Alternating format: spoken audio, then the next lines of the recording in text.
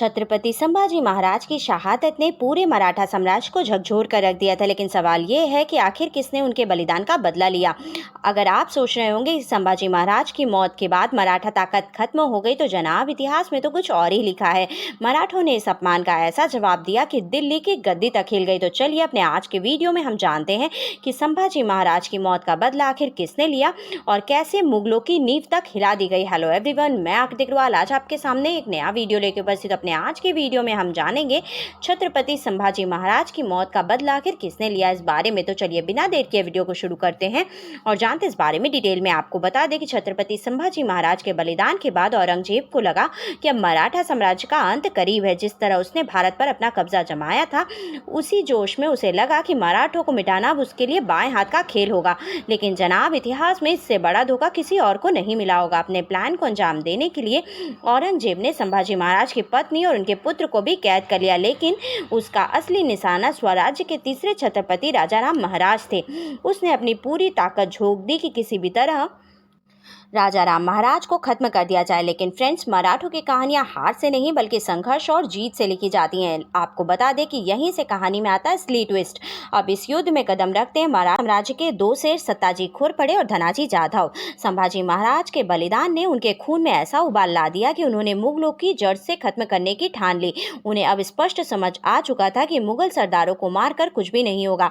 अगर इस जंग को हमेशा के लिए खत्म करना है तो सीधा औरंगजेब को ही मिटाना पड़ेगा। और फिर इन दो शेरवीरों ने सिर्फ कुछ हजार मराठा सैनिकों के साथ लाखों की मुगल सेना के बीच घुसकर खुद औरंगजेब के छावनी पर धावा बोलने का प्लान बना डाला। अब सोचिए, क्या इतिहास में पहली बार किसी ने इतने बड़े मुगल बादशाह पर सीधा अटैक करने की हिम्मत की होगी। मुगल सेना जीत के नशे में चूर थी। उन्हें जरा भी अंदाजा भी नहीं था कि उनकी खुशियां कुछ ही समय में तबाही में बदल जाएंगी। और फिर अचानक ऐसा हमला हुआ जिसने पूरे मुगल कैंप में कोहराम मचा दिया। सत्ताजी घोरपड़े और धनाजी जाधव ने अपने कुछ हजार मराठा सैनिकों की सेना के साथ लाखों की मुगल फौज पर हमला बोल दिया। हमला इतना तगड़ा था कि मुगल सैनिक डर के मारे जान बचाकर भागने लगे और कैंप में अफरा तफरी मच गई। लेकिन असली धमाका तो अभी बाकी था। इन दोनों वीरों ने सीधा उस छावनी पर धावा बोल दिया जहां औरंगजेब रहता था। जनाब किस्मत भी औरंगजेब की ही चमक चुकी थी। हमले में से ठीक पहले ही वो वहां से जा चुका था। सत्ताजी और धनाजी ने पूरा इलाका छान मारा, लेकिन वो डरपोक बादशाह कहीं गायब हो चुका था। अब सवाल उठता है कि आखिर औरंगजेब छुपा कहाँ था। तो आपको बता दें कि औरंगजेब के भागने से लेकर अलग अलग मत है, लेकिन सबसे पॉपुलर मान्यता यही है कि वो सीधा अपनी बेटी की छावनी में घुसकर छुपा हुआ था। अब सोचो, जो खुद को सबसे बड़ा ताकतवर बादशाह समझता है, वो अपनी जान बचाने के लिए छुपने पर मजबूर हो गया। लेकिन इस जंग में भले ही औरंगजेब जान बचाने में कामयाब हो गया, लेकिन उसका सबसे बड़ा चमचा मुकर्रर खान, जिसने छल से संभाजी महाराज को पकड़ा था, वो सत्ताजी और धनाजी के गुस्से से नहीं बच सका। मराठा शेरों ने तलवार के एक एक वार से उसे बुरी तरह से जख्मी कर दिया। लहूलुहान मुकर्रर खान जान बचाकर किसी तरह से भाग निकला, लेकिन उसकी तकदीर में बचना तो लिखा ही नहीं था। कहते हैं कि वो अगले कुछ दिनों तक अपने जख्मों का इलाज करवाता रहा, लेकिन वो घाव इतने गहरे थे कि कुछ ही दिनों में वो तड़प तड़प कर मर गया। आपको बता दें कि इस युद्ध के बाद सत्ताजी और धनाजी ने ठान लिया था कि अब मुगलों की एक एक ईंट उखाड़ कर रख देंगे। अब ये दो मराठा शेर पूरे जोश में थे। उन्होंने मुगलों के हर एक किले पर हमला करना शुरू कर दिया और धीरे धीरे औरंगजेब द्वारा जीते गए मराठा किलों को वापस छीनना शुरू किया। लेकिन फ्रेंड्स, खेल अभी खत्म नहीं हुआ था। अगले कुछ ही वर्षों में सत्ताजी और धनाजी ने एक के बाद एक औरंगजेब के बड़े बड़े सरदारों को धूल चटा दी। सुरजा खां, हिम्मत खां, जो कभी मुगल दरबार के सबसे ताकतवर सेनापति हुआ करते थे, उन्हें मराठों के सामने झुकना पड़ा।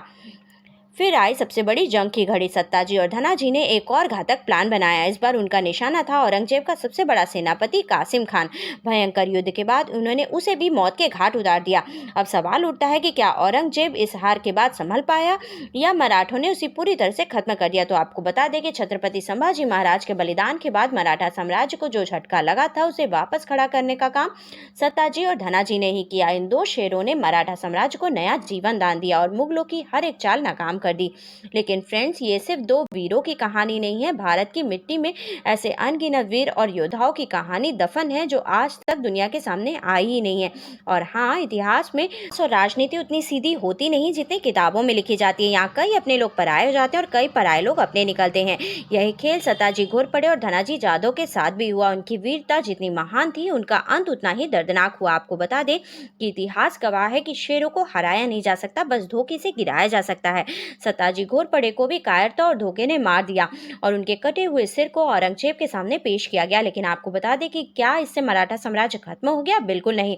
सत्ताजी और धनाजी ने अपनी वीरता से मराठा साम्राज्य को एक नई ताकत दी, उसे फिर से मजबूती से खड़ा किया और मुगलों की जड़ें हिला दी। आज भी इन दोनों वीरों की कहानी अमर है और हमें याद दिलाती है कि जोश, जुनून और बलिदान से इतिहास बदला जा सकता है। हमारी आज की वीडियो आपको कैसे लगी हमें कमेंट करके बताइएगा। आज के वीडियो में बस इतना ही।